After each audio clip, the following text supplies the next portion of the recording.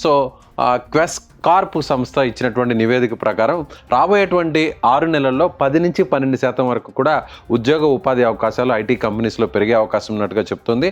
ముఖ్యంగా generative AI, deep tech, అలాగే quantum computing లాంటి సాంకేతికతలు 2030 కల్లా కూడా 10 లక్షల ఉద్యోగాలను సృష్టిస్తాయని ఈ సంస్థ నివేదిక చెప్తుంది. ముఖ్యంగా అన్నిటికంటే కూడా ఈ టెక్నికల్ ఎక్స్పర్ట్లో చూస్తే ఏప్రిల్, జూన్తో పోలిస్తే జూలై, సెప్టెంబర్లో గ్లోబల్ క్యాపబిలిటీ సెంటర్స్, అదేవిధంగా సైబర్ సెక్యూరిటీ విభాగంలో నిపుణులకు, ఎక్స్పర్ట్స్కి దాదాపుగా 71% పెరిగిందని విశ్లేషించింది. ప్రస్తుత ఆర్థిక సంవత్సరం తొలి 2 త్రైమాసికాలతో పోలిస్తే తర్వాత త్రైమాసికం చాలా డెవలప్మెంట్ ఉందని చెప్పారు.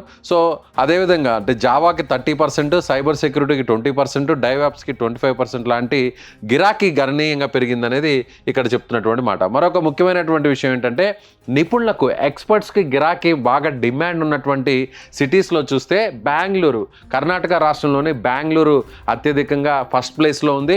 ఆ తర్వాత మన తెలుగు రాష్ట్రంలో ఉన్నటువంటి హైదరాబాద్ నగరం సెకండ్ ప్లేస్లో ఉంది. దాదాపుగా 43.5% ఇక్కడ ఎక్కువగా ఉద్యోగ అవకాశాలు ఐటీ రంగంలో వచ్చే విధంగా కూడా సో ఇక్కడ ఉన్నటువంటి నివేదిక ప్రకారం చూడొచ్చు.